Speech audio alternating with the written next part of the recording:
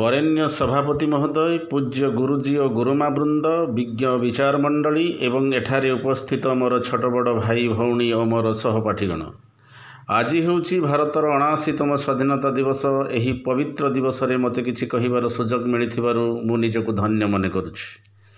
आज आम एठारे काहीकि उपस्थित होइछे ताहा आमे समस्ते जानिछु। आजिर दिन आम देश भारतर इतिहास रे लेखा जाइथिबा एमिति एक दिन जहाको सदा सर्वदा एहीपरि आनंद उल्लासर सह पालन कराजिबो। बहु वर्षर कठिन परिश्रम, दृढ़ आत्मबल एवं अदम्य साहसर प्रतिबदल रे आजिर दिन अर्थात अगस्ट 15 तारिख 1947 मसीहारे आम देश इंग्रेज मानक ठारू स्वाधीनता हासिल कला। जहाँ नाही भारते तहाँ नाही जगते, ये भारत भूमि पवित्र, समृद्ध, रत्नगर्भा, उच्च संस्कृति संपन्ना, यह सुनार भारत बोली कहा जाए।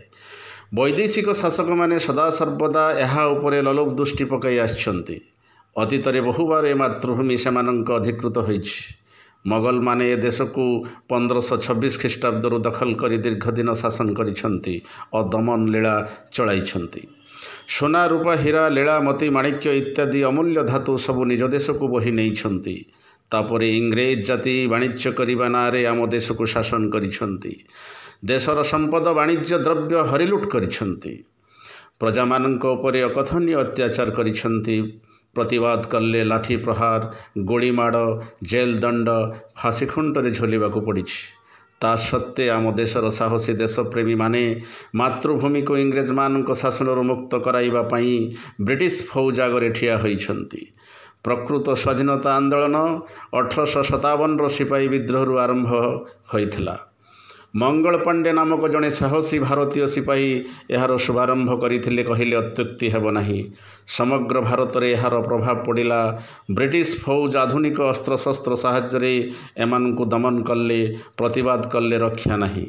तथापि धीरे धीरे सारा भारत रे स्वाधीनता संग्राम विद्रोह देखादेला।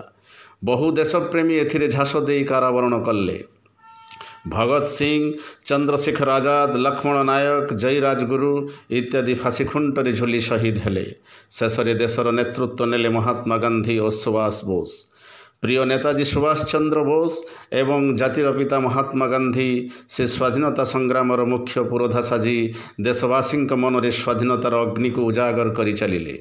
आंदोलन रे भाग नेले सहस्र देशवासी। नेताजी स्लोगान मते रक्त दियो मु तुमको स्वाधीनता देवी और बापूजी अहिंसा नीति आगरे इंग्रेज माने शेषरे मुंड नुआइले। 1947 मसीहा अगस्ट 15 तारिख रे आम देश स्वाधीन हला। सेबेठारू आमे प्रतिवर्ष अगस्ट 15 तारिख को स्वाधीनता दिवस रूपे पालन करि आसुछु। एही दिवस पालन करिबा द्वारा भारत वर्ष को स्वाधीन करिथिबा नेता मानक साहस और त्याग मने पड़ी थाए। अखंड भारत वर्ष गठन रे जो माने निज जीवन को उत्सर्गीकृत करिथिले सेमाने आमर पूज्य और नमस्य। Today I breathe the air of freedom because of the efforts of our great freedom fighters.